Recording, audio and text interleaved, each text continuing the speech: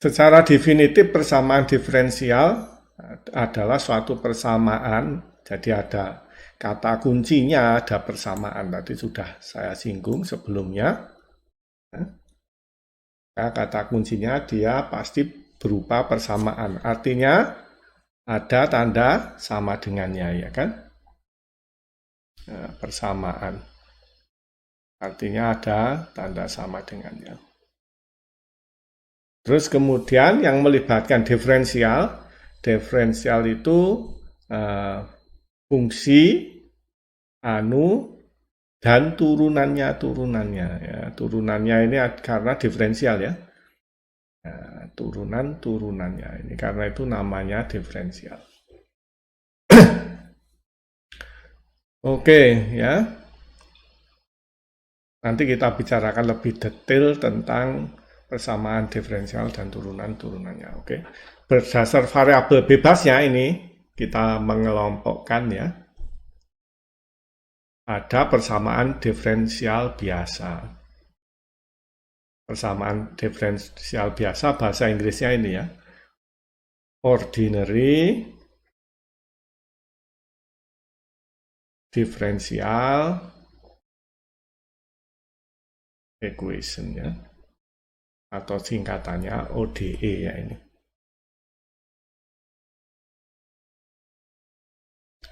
Jadi kalau persamaan itu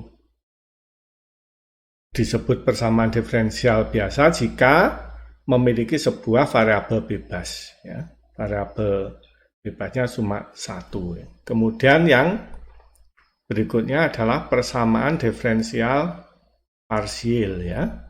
Yakni ya variabel bebasnya lebih dari satu ya. Oke ya. Jadi ada parsial persamaan diferensial parsial differential equation ya. Parsial ya. Differential equation. Ada dua itu dari jenis variabel bebasnya. Nah, kalau kita meninjau bedanya dari variabel bebasnya. Kita tahu ya, turunan itu bisa turunan pertama, turunan kedua, dan seterusnya ya. Turunan tertinggi itu disebut urdunya ya, urdu.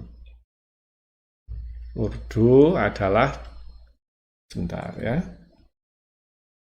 urdu adalah turunan tertinggi ya. Kalau dia turunan 2 tertingginya maka disebut urdu 2. Kalau turunannya hanya turunan pertama berarti dy dx gitu ya. Variabel bebasnya y. Kalau tadi contoh sebelumnya yaitu tentang apa tadi?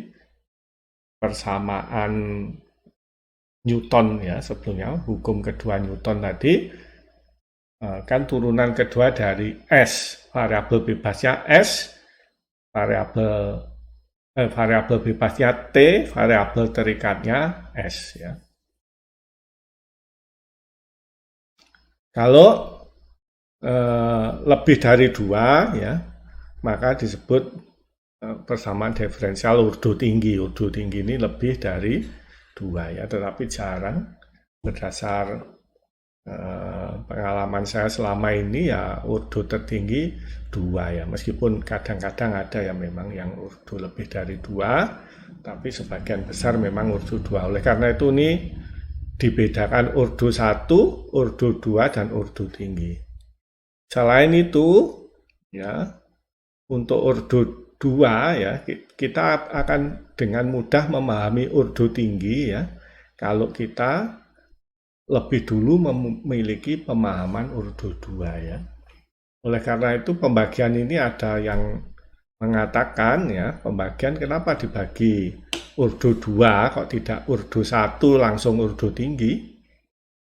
Nah, paling tidak ada 2 alasan ya. Yang pertama, dalam aplikasinya ya, urdu 2 lebih banyak ditemui ya, paling tinggi urdunya sampai 2 di bidang engineering itu. memang ada ya, saya tidak mengatakan tidak ada ordonya lebih dari 2. Tetapi sebagian besar ordo tertinggi adalah 2 ya. Contohnya adalah persamaan Newton sebelumnya itu ordonya ordo 2, yaitu F sama dengan M dikalikan turunan kedua dari jarak terhadap waktu, ya kan. Nah, itu memang alasan pertama adalah memang sebagian besar cuma sampai ordo 2, ordo tinggi ditemui tapi jarang. Alasan berikutnya yang lain, kenapa ada ordo 2 dan ordo tinggi, kita akan mudah memahami ordo tinggi kalau kita bisa menyelesaikan ordo 2 ya. Jadi kita memandang ordo tinggi dari pengalaman kita di menyelesaikan persamaan diferensial ordo 2. Begitu ya. Baik, jadi ada dari slide ini ada 2 hal yang perlu digarisbawahi, yaitu apa itu persamaan diferensial, yaitu suatu persamaan yang melibatkan suatu fungsi unknown ya, fungsi y, fungsi x gitu ya, y sama dengan fungsi x gitu ya, dan turunannya. Jadi ada fungsi anunya dan turunannya. Itu definisi persamaan diferensial. Dan kita bisa mengklasifikasikannya dalam ordinary differential equation, persamaan diferensial biasa, yaitu yang variabel bebasnya cuma 1, atau partial differential equation, yaitu yang variabel bebasnya lebih dari 1. Dari ordonya kita bisa membedakan atas ordo 1, ordo 2, dan ordo tinggi. Mungkin langsung ke contoh saja. Nah, contohnya adalah ini ya. Ini variabel bebasnya x ya, berarti cuma 1 ya kan. Ini y fungsi x, ini pasti jawaban general solutionnya nanti y sama dengan fungsi x. Maka ini variabel bebasnya x, variabel terikatnya y. Karena itu ini adalah cuma 1 variabel bebasnya, yaitu x. Karena itu namanya persamaan diferensial biasa pasti ya. Sekarang ordonya 1 karena turunan tertingginya 1. Karena itu ini namanya persamaan ini. Persamaan berarti ada tanda sama dengan diferensial biasa karena variabel bebasnya cuma 1 yaitu x dan dia ordo 1. Berikutnya, ini variabel bebasnya juga x saja ya kan? Dan dia persamaan diferensial biasa karena itu ordo 2 karena turunan kedua ya, melibatkan turunan kedua di sini. Berikutnya, yang ketiga, ini disebut dengan persamaan diferensial parsial ya. Kenapa kok begitu? Karena ini memiliki variabel bebas 3 ya, yaitu x, y, dan t. Ya. Karena itu ini disebut dengan persamaan diferensial parsial. Ordonya tertinggi adalah turunan kedua ya kan. Ini turunan kedua u terhadap t, turunan kedua u terhadap x, turunan kedua u terhadap y. Selanjutnya yang keempat ini disebut dengan persamaan diferensial parsial ordo 2 ya. Variabel bebasnya adalah x, y, z. Oke. Berikutnya ini meskipun sederhana persamaannya ini persamaan gelombang satu dimensi ya ini ya. Ini disebut dengan persamaan diferensial parsial ordo 2 ya. Ya, karena dia variabel bebasnya adalah x dan t ya kan. Variabel terikatnya u dalam hal ini. Dan dia ordo 2 karena turunan tertingginya adalah turunan kedua ya. Demikianlah mudah-mudahan ya ada gambaran yang jelas tentang persamaan diferensial ya. Dan persamaan diferensial apa definisinya? Yaitu persamaan yang melibatkan fungsi anu dan turunan-turunannya. Dalam hal ini anu itu Y dalam hal ini ya. Dalam dua persamaan, dalam hal yang tiga persamaan yang berikutnya, fungsi anunya itu adalah U ini, unknown-nya. Dan kita bisa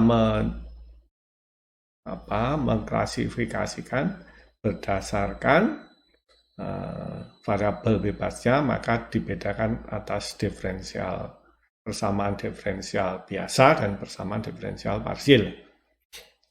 Dan kita berdasarkan urdunya bisa kita bagi menjadi urdu 1, urdu 2, dan urdu tinggi. Nah, baiklah kita lanjutkan, kita masuk ke dalam materi yang dibahas pada matematika ini ya, engineering matematik ya. Kita perlu mungkin ya untuk melihat pembagian atau map dari materi kita ya, agar memiliki pemahaman yang komprehensif. Seperti telah dibicarakan sebelumnya ya, berdasarkan urdunya kita bisa membagi menjadi urdu 1, urdu 2, dan urdu tinggi ya. Untuk yang urdu 1 ya, ada 3 klasifikasi ya yang bisa kita lakukan, yaitu separable, eksak, dan linear ya. Separable sendiri ada 2, yaitu direct ya, separable, dan separable dengan substitusi ya.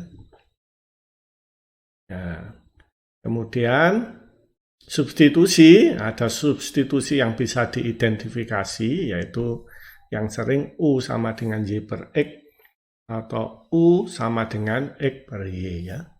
Kemudian substitusi yang lain ya, substitusi yang lain itu memerlukan pengalaman ya, pengalaman yang luas untuk bisa menentukan fungsi substitusinya. Kemudian yang kedua adalah PD eksak ya, PD eksak ada yang direct ya, dia langsung bisa, oh ini PD eksak gitu ya, atau dijadikan PD eksak dengan integrating factor ya. Begitu. Kemudian yang ketiga adalah linear, ada 2 pada dasarnya, non homogen dan homogen ya. Ini yang homogen dan non homogen. Yang homogen itu jika Rx-nya sama dengan 0, kalau non homogen Rx-nya bukan 0. Kemudian ada Rx tertentu bentuknya, ya, tepatnya Rxy gitu ya. Maka kita akan masuk ke PD Bernoulli ya, yang ketiga. Itu yang untuk urdu 1 ya, nanti ada urdu 2 ya. Dan urdu tinggi ya. Oke, ini masih yang ordinary differential equation. Nanti ada persamaan diferensial yang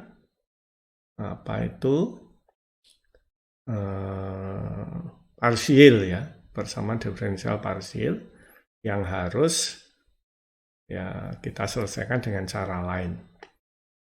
Ini yang diselesaikan dengan metode analitik ya, semuanya itu.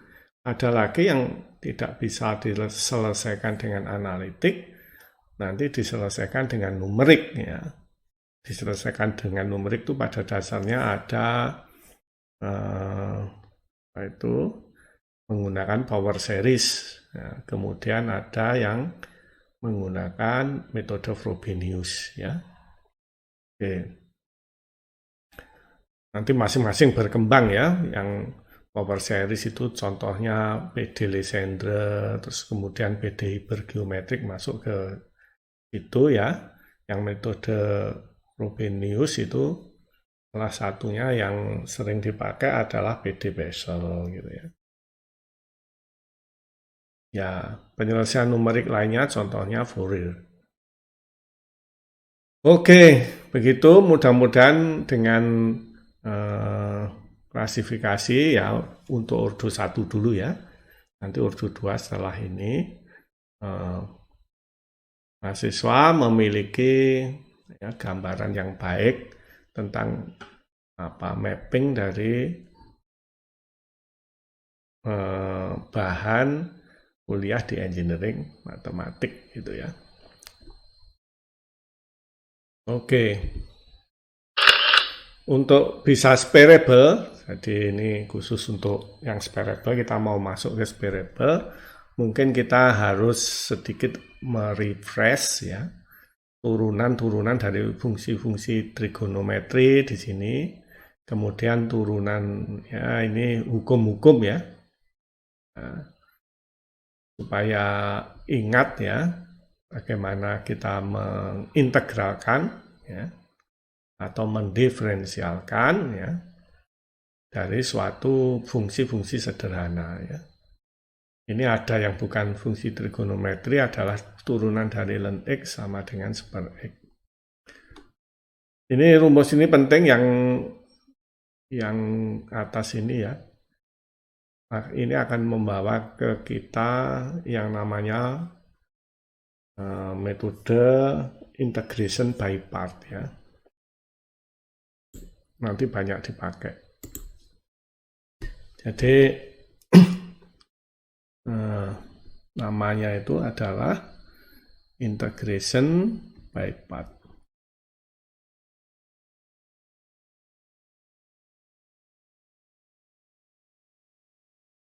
Nah, ini adalah kalau kita integralkan ya, di sini integralnya penjumlahan kita bisa memisahkan. Nah, kemudian integral dari turunan ya fungsi itu sendiri, maka UV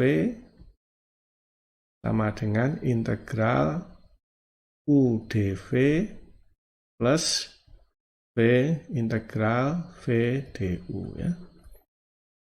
Terus kemudian kalau ini saya bawa ke sana, maka integral UdV sama dengan U kali V dikurangi integral VdU. Ini dikenal dengan nama integration by part ya.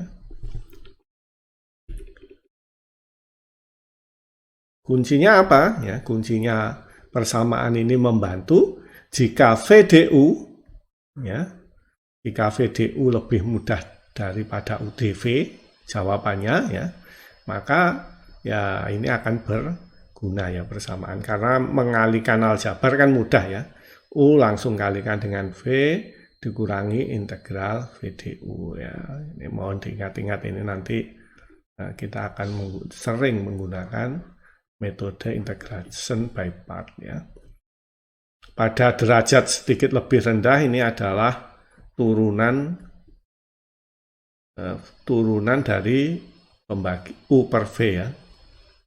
Ya, maka akan sama dengan ini ya. Nanti bisa integralnya, integral dari turunan sama dengan U per V ya.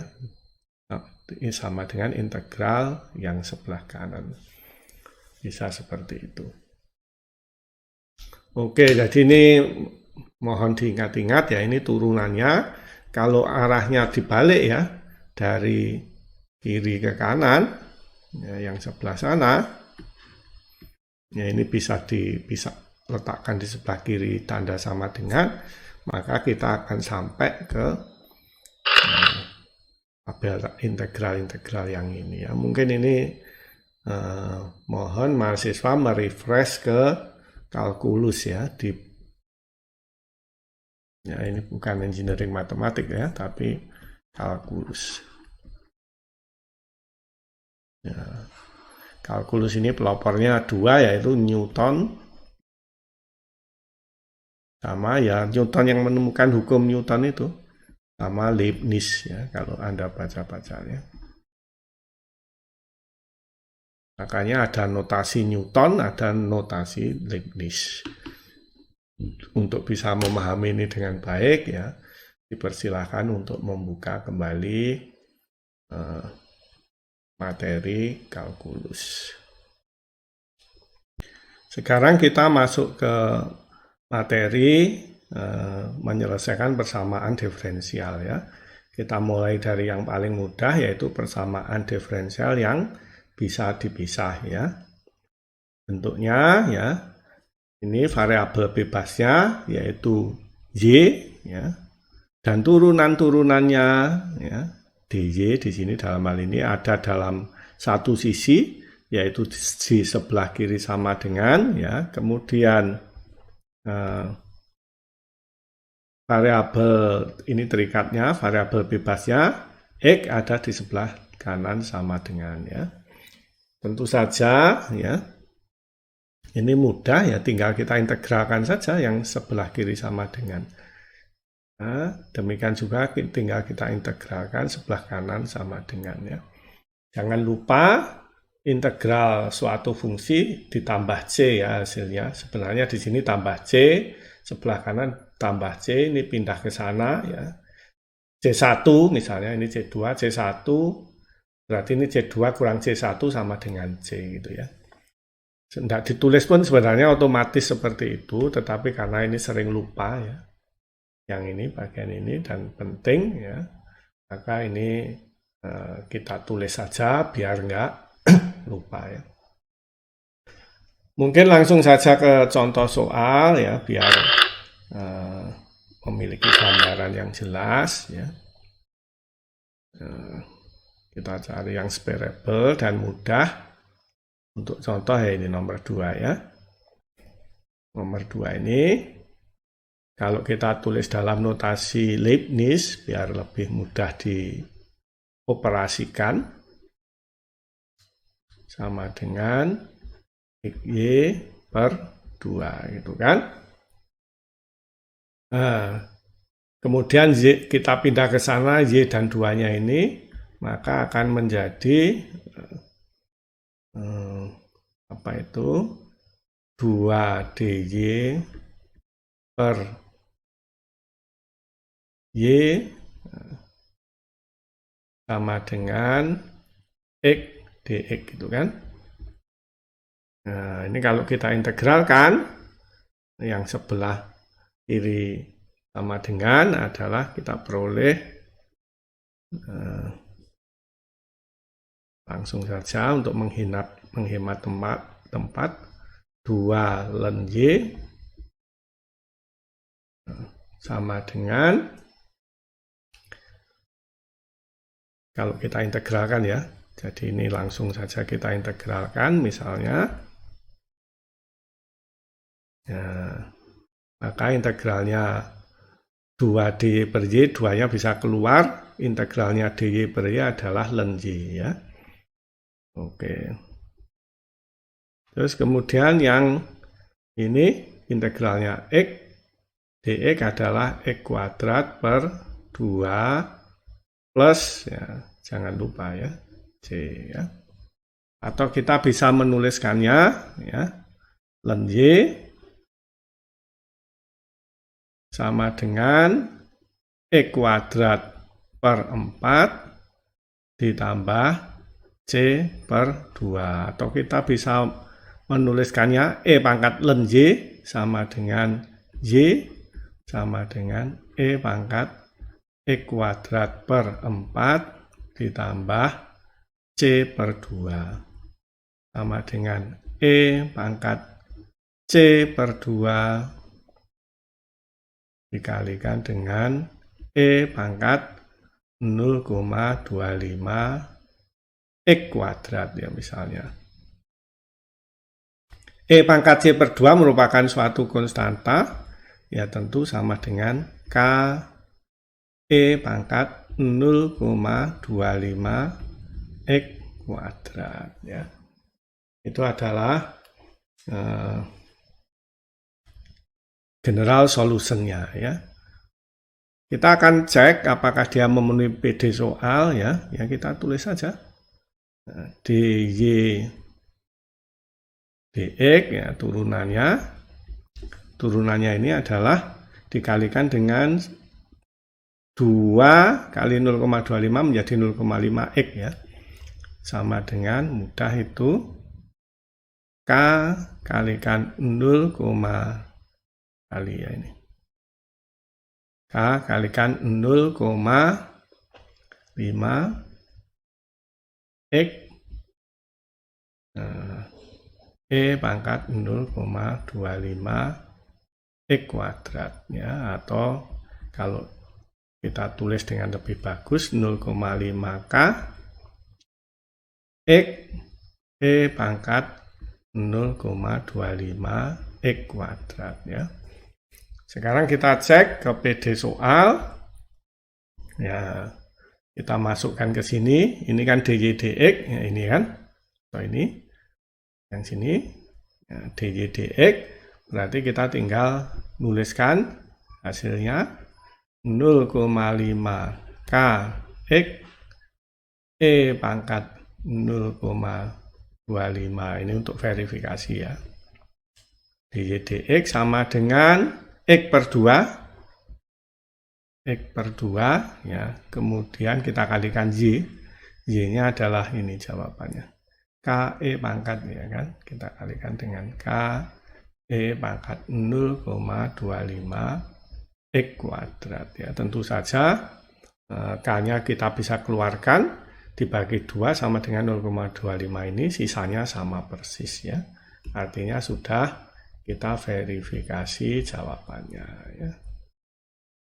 Kita lanjutkan dengan variable ODE ya, di mana variabel bebas dan variabel terikatnya bisa dipisahkan ya, dan itu memberi kita kemudahan dengan langsung mengintegrasikan masing-masing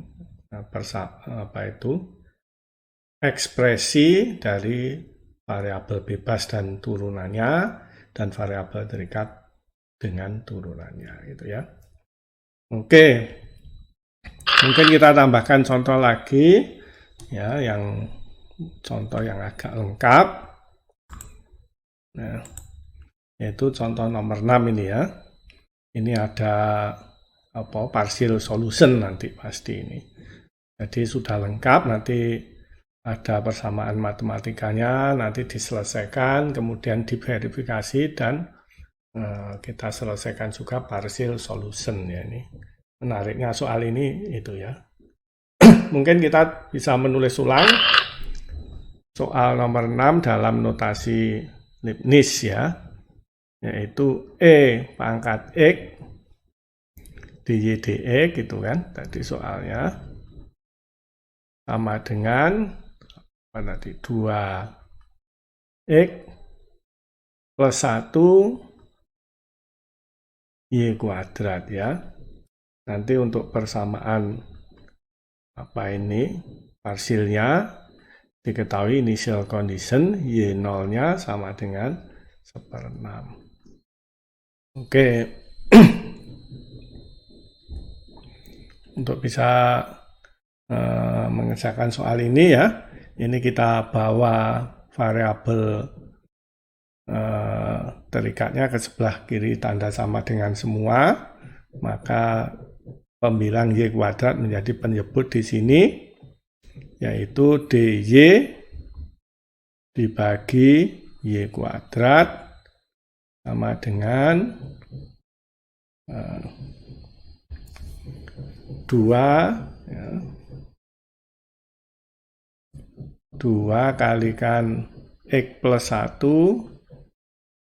ini menjadi per E pangkat X dx ya. Maka sama dengan ya, ini kita bisa pisahkan 2x per x ya, dx gitu kan, ditambah 2 per x dx ya.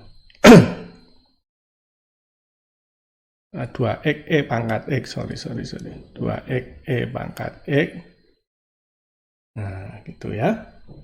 Atau kita bisa menuliskannya dalam seper itu kan pangkat min ya. Ini berarti 2E pangkat min X gitu kan. 2E pangkat min X, X dx. Terus ditambah 2E pangkat min X dx ya. Suku yang ini langsung bisa diselesaikan dengan integral. Oleh karena itu kalau kita integralkan ya suku yang paling kiri sama dengan integralnya ini ya.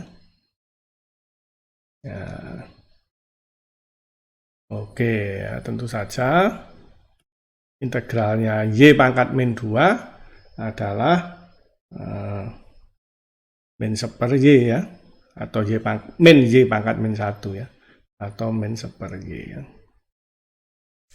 Oke, kemudian yang ini kita bisa menggunakan integral by part, integration by part ya. Ini integral x d e pangkat min x ya, turunannya e pangkat min x adalah min e pangkat min x dx ya, biar kembali ke harga positif kita kasih gitu ya. Ini kalau diturunkan sama dengan yang integral suku pertama. Kemudian kalau yang integralnya yang itu ya bisa langsung ya. Ditambah ya, tapi kita tuliskan saja biar nanti bareng-bareng. Ya, ini sama dengan ini UDV sama dengan UV min VDU min 2 ya. Ini kita kalikan X E pangkat min X terus kemudian min integral E pangkat min X dx. Ya, ini kan PDU-nya. Integration by part. Ditambah 2 integral E pangkat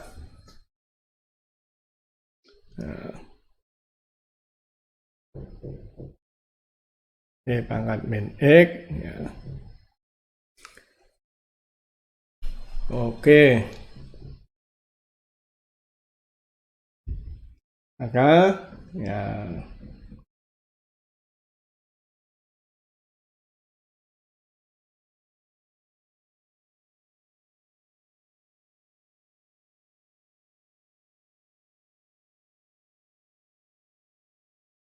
kalau ini kita bisa kumpulkan kan, min kali min jadi plus, ini ditambah 2 berarti menjadi plus ya. 4 integral E pangkat min X dx itu kan. Terus kemudian yang ini dikurangi 2 ini E pangkat kurang dx-nya ini ya. Nah, ini min 2 X E pangkat min X. Integralnya E pangkat min X tentu saja min 4 E pangkat min X. Ini min 2X E pangkat min X. Ya, minnya hilang berarti seper Y sama dengan menjadi positif ya. 2X E pangkat min X plus 4 E pangkat min X plus C ya. Ini lupa belum ada plus C-nya. Langsung yang paling bawah saja. Ya, plus C misalnya. Ini min K. Ini biar plus semua. Diakali aja. Oke, sehingga ini sama dengan Kalau kita tuliskan ya, dalam bentuk ya gini, 2x ditambah 4 ditambah KE pangkat X ya, dibagi dengan E pangkat X ya. Atau Y sama dengan KE pangkat X ditambah 2x ditambah 4 ya.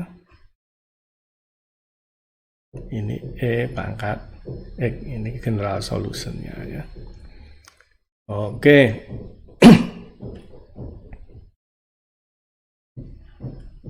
Ya, general solution ini nanti harus kita verifikasi sebelum mencari partial solution. Nah, kita akan memverifikasi general solution-nya, yaitu yang kita sudah peroleh dari penjelasan sebelumnya, yaitu bahwa Y sama dengan E pangkat X dibagi apa tadi 4 plus 2x gitu ya. Ya, terbalik urutannya nggak masalah ya, karena penjumlahan bisa dibalik mana yang didulukan ya. Oke, maka kita menurunkannya dengan turunan U per V sama dengan V kuadrat VDU min UDV ya. Karena itu kita bisa mencari DY dx sama dengan, ya ini bawahnya kita kuadratkan saja, 4 plus 2x plus KE pangkat X kuadrat. Ya. Sekarang VDU, V-nya kita tulis saja, 4 plus 2x plus KE pangkat X, turunannya E pangkat X juga E pangkat X, kemudian kita kurangi dengan E pangkat X, turunannya yang dV ya, turunannya V. 4 turunannya 0, 2x turunannya 2, turunannya KE pangkat X tetap KE pangkat X. Oke, maka sudah selesai ya itu. Kita bisa menyederhanakan ya. Yang ini 2E pangkat X, yang ini 4E pangkat X, maka menjadi 2E pangkat X, kemudian yang ini KE pangkat X kali E pangkat X, ini KE pangkat X, ini min, saling menghilangkan. Berarti tinggal yang 2X ya.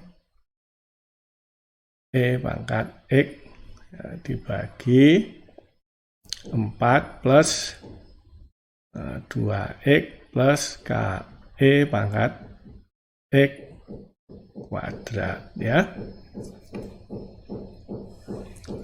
Atau kita bisa menuliskannya dengan lebih sederhana. Nah, gini ya. E pangkat X dibagi dengan, kita tulis saja 4 plus 2x plus KE pangkat X kuadrat ya. Oke, sekarang kita ke PD soalnya ya, untuk memverifikasi, yaitu soalnya adalah E pangkat X DY dx sama dengan 2x plus 1 Y kuadrat. Ya, ini soalnya.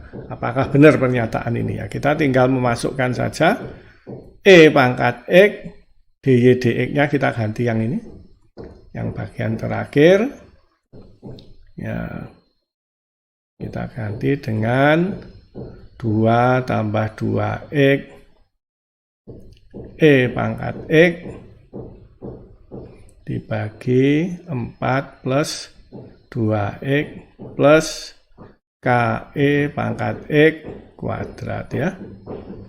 Ini DY dx-nya sama dengan 2x plus 1 Y-nya kita ganti ini, kita kuadratkan sama dengan E pangkat 2X ya, kalau kuadrat.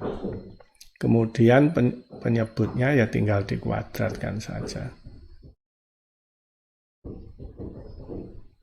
Ya, kuadrat. Tentu ini sama saja kan ini, persis ya, pembilangnya sama, penyebutnya sama. Artinya jawaban kita sudah diverifikasikan ya, atau kita tulis saja di sini verified. Kemudian Y parsil ya, kita masukkan Y 0 sama dengan 1/6 ya, berarti E pangkat 0 1 ya. Kemudian 4 ditambah 2 kali 0 berarti 4 ditambah 0, KE pangkat 0, E pangkat 0 1, ini berarti tinggal K ya, itu sama dengan 1/6. Karena itu K-nya sama dengan 2 atau YP, kita ganti Y general solution di atas ini dengan K sama dengan 2 ya. Kita masukkan saja 4 plus 2X plus 2E pangkat X, E pangkat X itu adalah YP-nya ya. Kita akan memberikan contoh yang lain ya, yang menggunakan grafik ini ya, diagram ini ya. Misalnya adalah kita pengen mengaplikasikan hukum pendinginan Newton ya, Newton Cooling Law ya. Hukum laju pendinginan Newton itu bunyinya seperti ini ya. Laju perubahan suhu ya dari benda dengan temperatur T sebanding dengan perbedaan temperatur T dengan temperatur lingkungannya ya. Atau ini kalau dinyatakan dalam rumus, ini kan laju perubahan temperatur ya. Nah, ini temperatur ambien, temperatur lingkungan ya. Ini sebanding berarti dikalikan dengan suatu konstanta ya. Konstanta itu mungkin konstanta bendanya, juga mungkin konstanta benda cair cairannya ya. Tergantung benda yang ditinjau suhunya dan cairannya. Perlu pahami bahwa T ambien di sini dianggap konstan ya. Jadi kasus ini mungkin merupakan penyederhanaan yang untuk kasus-kasus yang ditinjau. Jadi misalnya kalau kita punya besi panas kemudian kita celupkan ke dalam seember oli, tentu tidak berlaku persamaan hukum pendinginan Newton karena temperatur olinya tentu akan naik saat kita mencelupkan besi ke dalam oli tersebut ya. Itu yang saat kita melakukan proses quenching itu ya, untuk pengerasan besi misalnya atau baja gitu ya. Maka ini akan berlaku jika contohnya kita punya besi sebesar butir kelereng, kemudian dipanaskan misalnya, kemudian kita celupkan ke dalam danau ya, yang airnya banyak luar biasa, sehingga kenaikan temperatur hampir tidak ada di danau. Hal yang sama juga berlaku untuk kasus yang kita gambarkan ini ya. Jadi suatu pemanas dalam ruangan dimatikan 2 jam sebelum tidur ya. Anggap saat ini T sama dengan 0. Jadi 2 jam sebelum tidur itu dianggap T sama dengan 0. Dengan temperatur 72 derajat Fahrenheit ya. Saat T sama dengan 0. Saat dimatikan itu dianggap suhunya dianggap T sama dengan 0 dan suhunya sama dengan 72 derajat Fahrenheit. Panas ya, 72 derajat Fahrenheit. Dan saat pergi tidur, karena tadi 2 jam sebelum tidur, maka saat pergi tidur adalah T sama dengan 2. Turun suhunya dari 72 derajat Fahrenheit menjadi 69 derajat Fahrenheit. Jadi ini kasus di negeri dengan 4 musim ya. Pada temperatur berapa ya saat pagi tiba ya nanti saat subuh katakanlah 8 jam kemudian dari saat tidur. Jadi kalau musim dingin itu tidurnya panjang-panjang nih. Ya, berarti ini tidur jam 9 ini sekitar bangunnya nanti jam 5 ya. Ya. Yaitu pada saat T10 itu berapa suhunya ya. Anggap temperatur udara luar ya berdasarkan weather report itu 0 derajat atau 0 derajat Celcius atau 32 derajat Fahrenheit ya. Bagaimana ini kita nyalakan pemanasnya apa enggak gitu ya. Ini suhunya sudah cukup panas 72 derajat Fahrenheit. Nah, kasus ini bisa kita anggap seperti bola besi sebesar kelereng yang kita masukkan ke dalam danau ya. Karena temperatur bumi yang suhu yang kan bisa dianggap tidak terpengaruh dengan adanya panas yang keluar ya dari ruangan kita. Oke. Maka kalau nanti 8 jam ya karena ini kasusnya listrik itu kan kalau di luar negeri itu kan mahal ya. Jadi kita kalau musim dingin ya itu kita biasanya pakai pemanas ya untuk membuat ruangannya panas. Kalau AC pendingin tuh malah hampir tidak ada ya, jarang yang AC-nya berfungsi sebagai pendingin. AC-nya lebih berfungsi sebagai pemanas. Ya. Maka waktu jam misalnya tidurnya jam 9 ya, berarti 2 jam sebelum tidur jam 7 gitu ya. Habis maghriban itu jam 7 kalau musim dingin. Nah, dimatikan. Terus kemudian habis isak jam 9 mau tidur. Ya, isaknya kalau musim dingin jam 9 kira-kira. Ya tadi pas maghrib suhunya 72 derajat Fahrenheit. Sekarang mau tidur habis isak suhunya 69 derajat Fahrenheit. Ya ini pemanasnya perlu dinyalakan apa enggak ya.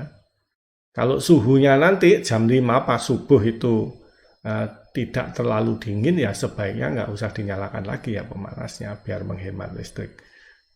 Nah, kalau suhunya terlalu dingin ya daripada kita tidur dan harus bangun kedinginan menyalakan pemanas mungkin dinyalakan sekarang gitu ya. Oke, kita akan mencoba mengaplikasikan kasus ini menggunakan persamaan diferensial ya. Yang pertama tentu saja ini adalah hukum pendinginan Newton ya.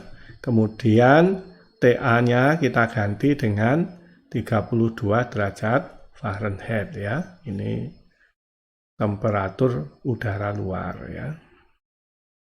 Oke. Terus kita selesaikan, kita cari general solusinya ya nanti. Ini model matematikanya tadi.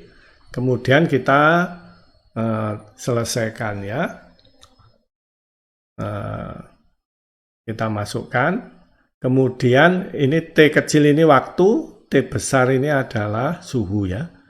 Ini separable differential equation, dt kecilnya bisa ke sana, kemudian T-32 bisa ke bawah ya. Ini berarti variabelnya sudah terpisah antara T besar yaitu suhu dan T kecil yaitu waktu. Kalau sudah terpisah ya kita bisa mengintegralkan suku di sebelah kiri sama dengan dan suku di sebelah kanan sama dengan ya.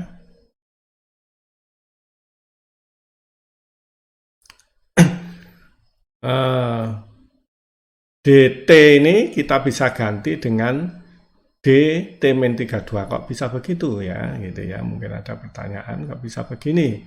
Karena turunannya T-32, dt besar min 32 itu kan sama dengan dt besar dikurangi D32 ya. Nah, maka ini turunannya dt ya tetap dt, turunannya 32 ini kan 0 ya.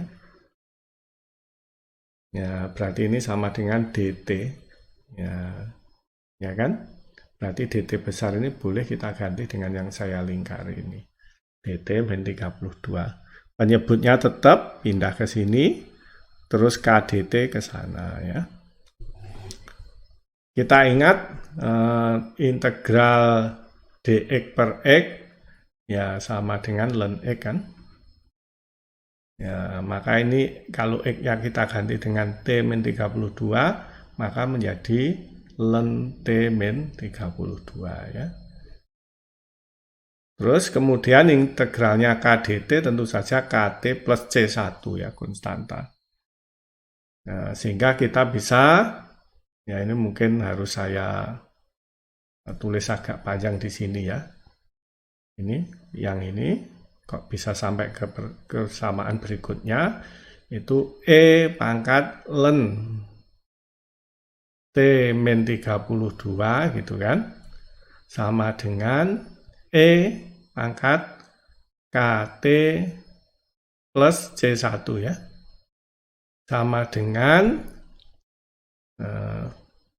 E pangkat KT dikalikan E pangkat C1. Ini E pangkat C1 suatu konstanta juga, sama dengan C ya. Kita bisa ganti konstanta E pangkat C1, kita bisa mengganti konstanta yang lain yaitu C dalam hal ini.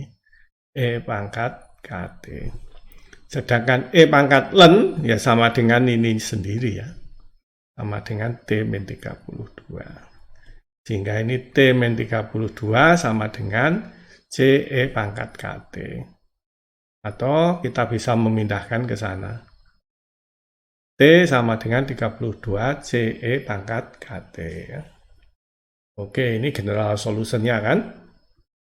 Langkah berikutnya apa? Setelah kita menemukan general solution, sekarang verifikasi, yaitu membandingkan general solution dengan PD soalnya. Ya, mudah ya. Kita turunkan ya. Turunannya ini ya mestinya nulisnya yang paling tepat menulisnya adalah seperti ini ya.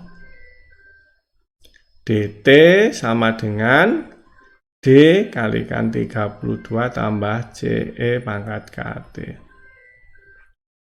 Sama dengan turunannya 32 0, turunannya CE pangkat KT ya KC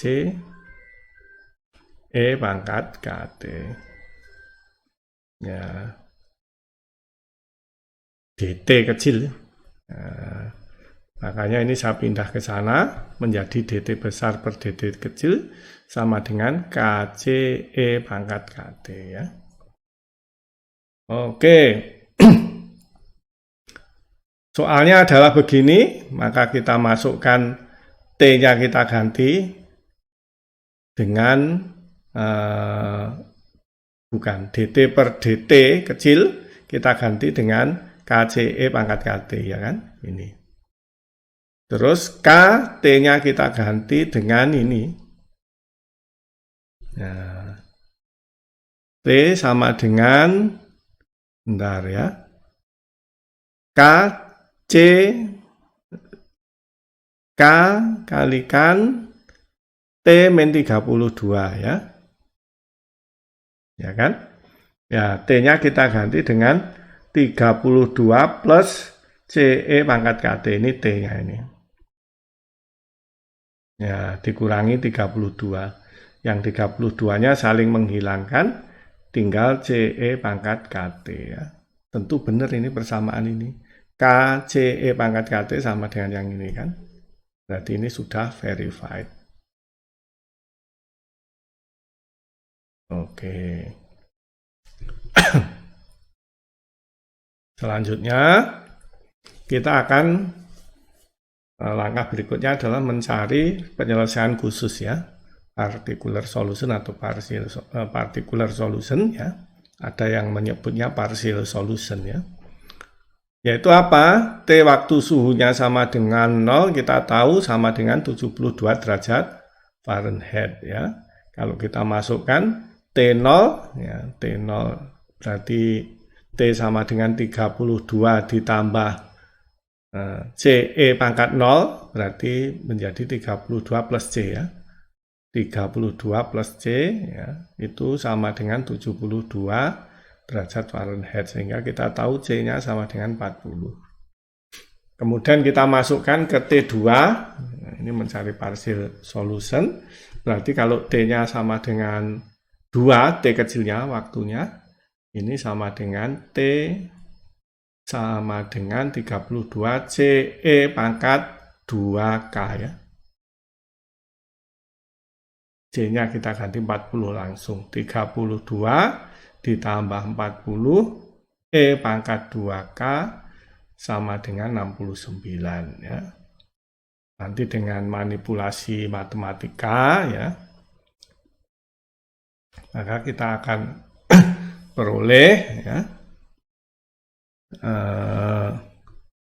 apa itu nilai dari K-nya.